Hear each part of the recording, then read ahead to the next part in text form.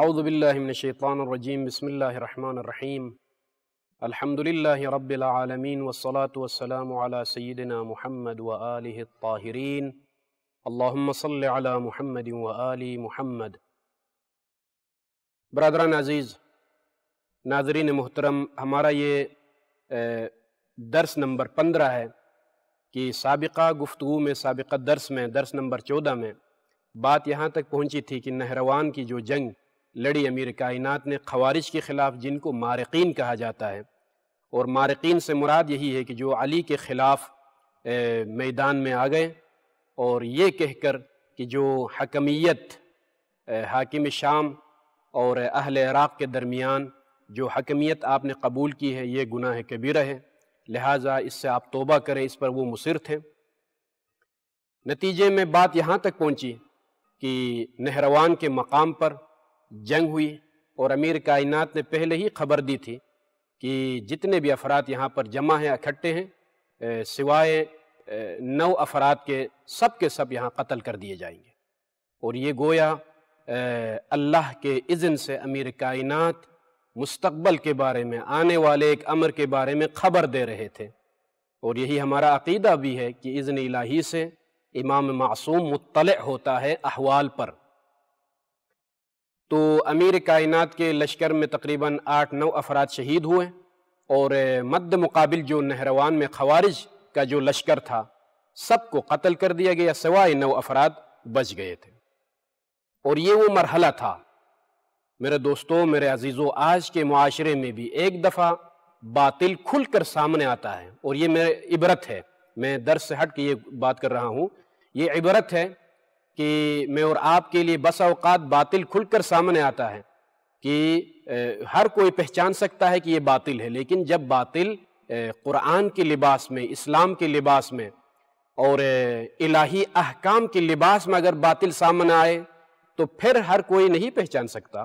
اسی لیے اگرچہ یہ مشہور ہے خطباء اور اہل منبر کے درمیان کہ، اور یہ جملہ بھی تاریخ میں ہمیں ملتا ہے، انشاءاللہ اس کی طرف میں اشارہ کروں گا، شہادت کے وقت جب ضربت لگی ہے تو مولا نے فرمایا کہ رب کعبہ کی قسم میں کامیاب ہو گیا، لیکن ایک اور مقام پر افتخار کے ساتھ امیر کائنات اسی مقام پر، جنگ نہروان کے مقام پر فرماتے ہیں کہ میں علی ابن ابی طالب ہوں کہ میں نے پہچانا کہ جو ہے یہ فتنہ ہے، یہ باطل ہے، جو کہ حفاظ قرآن ہیں، سامنے والے حفاظ قرآن ہیں، اور آثار سجود پیشانی پر ظاہر ہیں، اور ذکر الہی میں مصروف ہیں، دن رات عبادتوں میں آثار عبادت اعضاء و جوارح پر ظاہر ہیں، اور قرآن کی تلاوت کر رہے ہیں، حفاظ قرآن ہیں، شب زندہ دار ہیں، یہ اوصاف تھے، ان اوصاف کے مالک تھے وہ افراد۔ لیکن یہ ساری چیزیں اگر معرفت کے ساتھ نہ ہو تو فائدہ نہیں دیتی ہیں، لہٰذا اس مقام پر امیر کائنات نے افتخار کے ساتھ فرمایا کہ میں ہی تھا کہ میں نے پہچانا اور تلوار چلائی۔ کون سوچ سکتا ہے کہ جس پیشانی پر آثار سجود ہو، ذکر الہی میں زبان مصروف ہو، حفظ قرآن کر چکا ہو، اور مستحب کو بھی واجب سمجھ کر انجام دے رہا ہو، اور اس کے اوپر تلوار چلائے؟ کسی میں یہ جرأت ہوتی ہے؟ مگر یہ کہ پہچانے کہ یہ اس لباس میں یہ باطل میرے سامنے آیا ہے، اور یہی ہوا، علی کے مقابلے میں یہ افراد سامنے آئے۔ تو یہ جنگ نہروان ان وجوہات کی وجہ سے وجود میں آئی۔ جنگ نہروان کے بعد امیر کائنات ارادہ رکھتے تھے کہ شام کے ساتھ اور اہل شام کے ساتھ اور باغی شام کے ساتھ ایک فیصلہ کن جنگ ہو، مگر حالات نے ساتھ نہیں دیا، یہاں تک کہ امیر کائنات کی شہادت ہوتی ہے۔ مگر دوستو، عزیزو، علی کے چاہنے والو، جہاں کہیں بھی ہوں، مگر امیر کائنات کے سر اقدس پر ضربت لگنے کے بعد بھی دنیا والوں کو، چاہنے والوں کو، اور جہاں جہاں تک، یہ بھی فرمایا کہ جہاں جہاں تک علی کی آواز پہنچتی ہے، یہ میری وصیت ہے، نصیحت ہے، اور بستر علالت پر امیر کائنات ہیں اور مسلسل وصیتیں کرتے ہیں، اور یہ وصیت نہج البلاغہ میں موجود ہے، اور ہر مومن کو چاہیے کہ وہ رجوع کرے نہج البلاغہ کی طرف۔ وصیت کا نمبر ہے 48 نمبر، للحسن والحسین لما ضربہ ابن ملجم لعنہ اللہ۔ یہ امام حسن اور امام حسین سے ابن ملجم کی تلوار سے زخمی ہونے کے بعد یہ وصیت فرمائی، اور فرماتے ہیں کہ مولا اوصیکما بتقوی اللہ وَأَلَّا تَبْغِيَ الدُّنْيَا وَإِن بَغَتْكُمَا وَلَا تَأْسَفَا عَلَى شَيْءٍ مِّنْهُمَا زُوِيَ عَنْكُمَا وَقُولَا بِالْحَقِّ وَاعْمَلَا لِلْأَجْرِ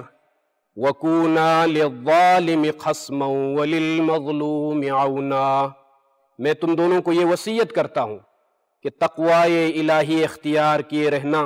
اور خبردار دنیا لاکھ تمہیں چاہے اس سے دل نہ لگانا، اور نہ اس کی کسی شے سے محروم ہو جانے پر افسوس کرنا۔ وَلَا تَأْسَفَا عَلَى شَيْءٍ مِّنْهُمَا زُوِيَ عَنْكُمَا وَقُولَا بِالْحَقِّ، اور قول حق کہنا، وَاعْمَلَا لِلْأَجْرِ، آخرت کی خاطر عمل کرنا، وَكُونَا لِلظَّالِمِ خَصْمًا وَلِلْمَظْلُومِ عَوْنًا، اور ہر وقت ظالم کا دشمن بن کے رہنا اور مظلوم کا مددگار بننا۔ اوصیکما وجمیع ولدی واہلی ومن بلغہ کتابی بتقوی اللہ ونظم امرکم وصلاح ذات بینکم فإنی سمعت جدکما صلی اللہ علیہ وآلہ وسلم یقول صلاح ذات البین افضل من عامت الصلاة والصیام۔ امیر کائنات خصوصیت کے ساتھ فرماتے ہیں کہ میں تم دونوں کو وصیت کرتا ہوں، وجمیع ولدی واہلی، اور میری اولاد، خاندان، رشتہ دار، ومن بلغہ کتابی۔ آج بھی کوئی مومن یہ نہیں کہہ سکتا کہ یہ وصیت تو خاص امام حسن اور حسین کے ساتھ نہیں۔ عزیزو،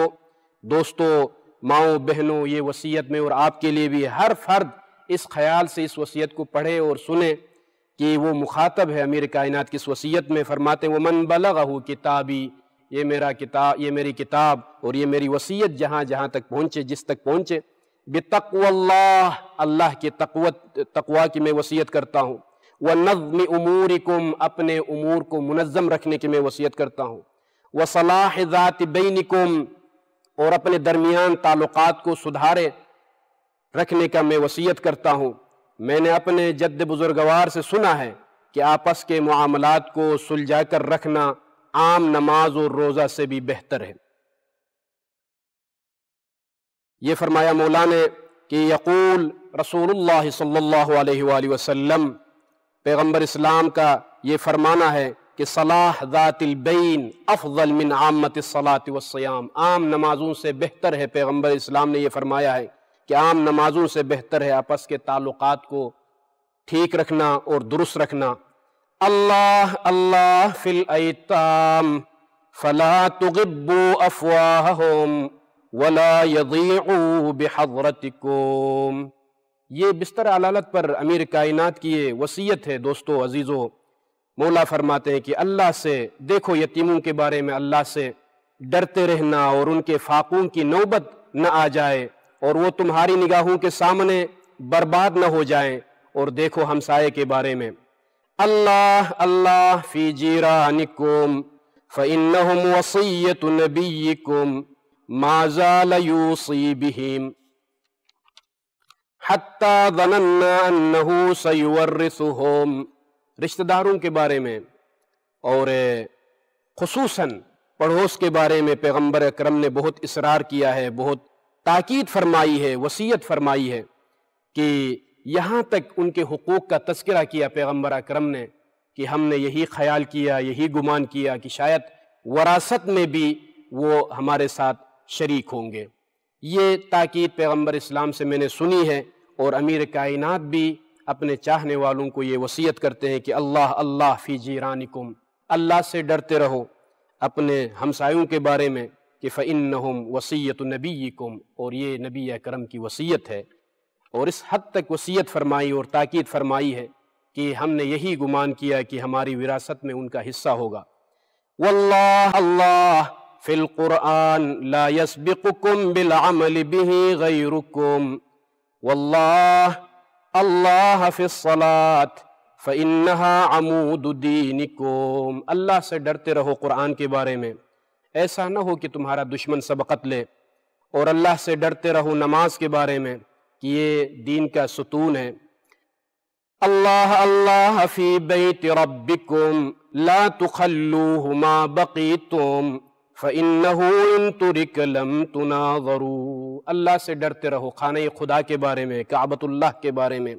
کسی حال میں اس کو خالی نہ چھوڑنا۔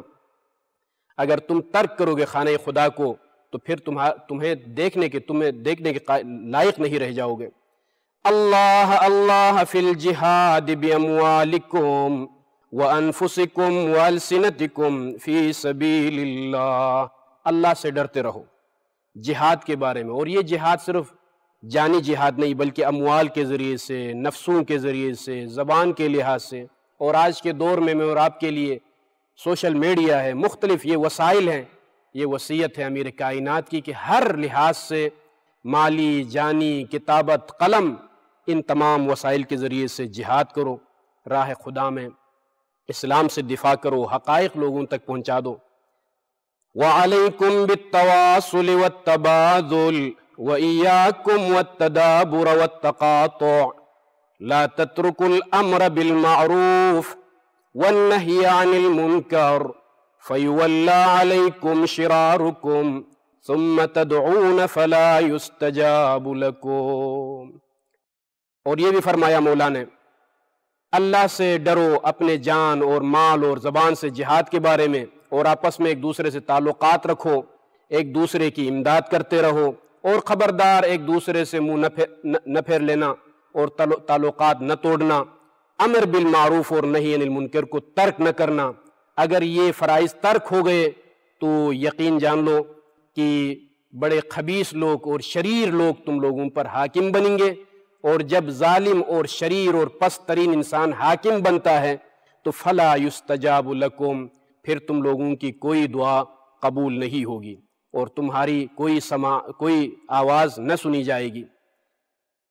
یا بنی عبد المطلب لا الفینکم تخوضون دماء المسلمین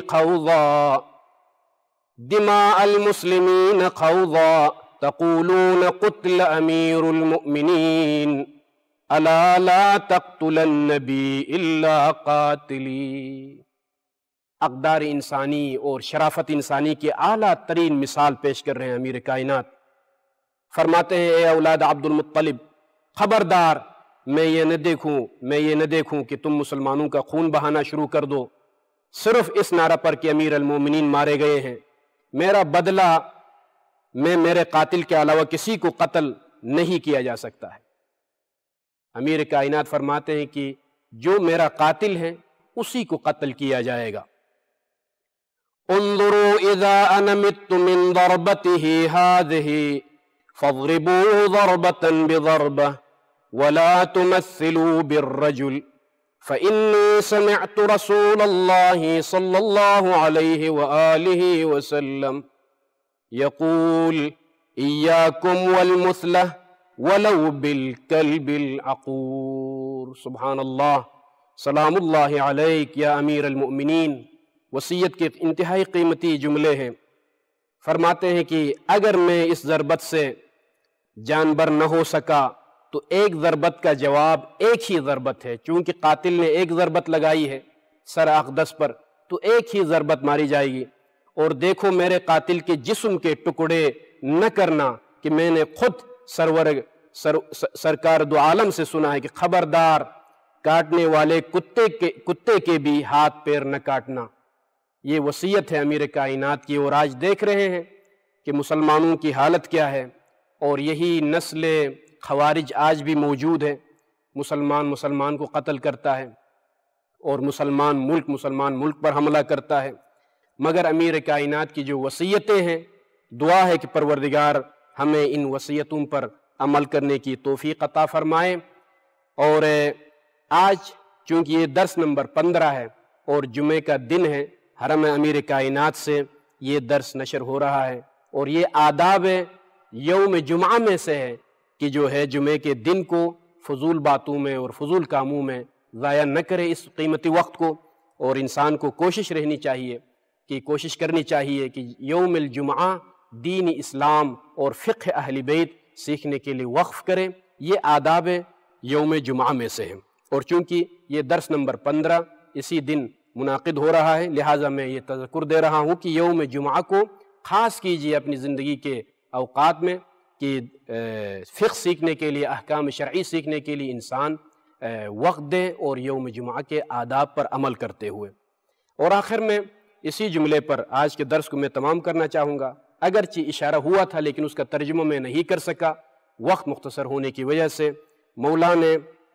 جو پیغام دیا اسی نہج البلاغہ میں یہ پیغام موجود ہے، یا دنیا غری غیری لا حاجت لی فیک قد طلقتک ثلاثا لا رجعت فیہا فعیشک قصیر وخطرک یسیر وعملک حقیر آہ من قلت الزاد وطول الطریق وبعد السفر وعظیم المورد۔ دنیا کو مخاطب کر کے راوی بیان کرتا ہے رات کی تاریکی میں امیر کائنات ایسے تڑپ رہے تھے محراب مسجد میں جس طریقے سے کوئی زہریلا سانپ اگر کسی انسان کو کاٹتا ہے تو درد کی وجہ سے، شدت درد کی وجہ سے جو وہ تڑپتا ہے زمین پر، خوف الہی میں امیر کائنات تڑپ رہا تھا اور ریش مبارک پر ہاتھ رکھ کر فریاد کر رہے تھے، اور میں نے اپنی آنکھوں سے دیکھا یا دنیا غری غیری لا حاجت لی فیک، اے دنیا کسی اور کو گمراہ کرو، مجھ علی کو گمراہ نہیں کر سکتی۔ قد طلقتک ثلاثا لا رجعت فیہا،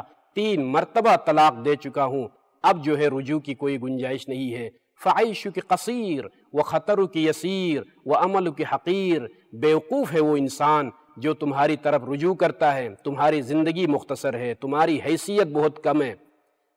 آہ من قلت الزاد وطول الطریق وبعد السفر، افسوس کہ جس راستے پر علی نے جانا ہے وہ بہت طویل راستہ ہے اور سفر بھی بڑا طویل ہے۔ آخرت کے سفر کی طرف مولا اشارہ فرماتے ہیں کہ بہت طویل سفر ہے، مگر زاد راہ علی ابن ابی طالب کے پاس کم ہے۔ یہ کلمات، خود کلمات کا پڑھنا بہت آسان ہے عزیزو، مگر جس لسان مبارک سے یہ کلمات صادر ہوئے ہیں وہ ہے افضل الاوصیاء، خلیفہ بلا فصل، رئیس الزاہدین، رئیس العابدین، امیر المؤمنین، امیر المتقین، ایک امام معصوم کی زبان سے یہ کلمات صادر ہوئے ہیں۔ فرماتے ہیں کہ علی ابن ابی طالب کے پاس راہ زاد راہ کم ہے، اس پر علی فریاد کرتے ہیں۔ اور میں اور آپ کی حالت کیا ہونی چاہیے؟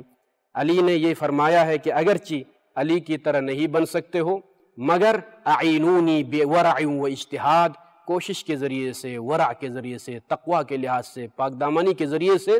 میری مدد کریں۔ وصلی اللہ علی محمد و آلہ الطاہرین۔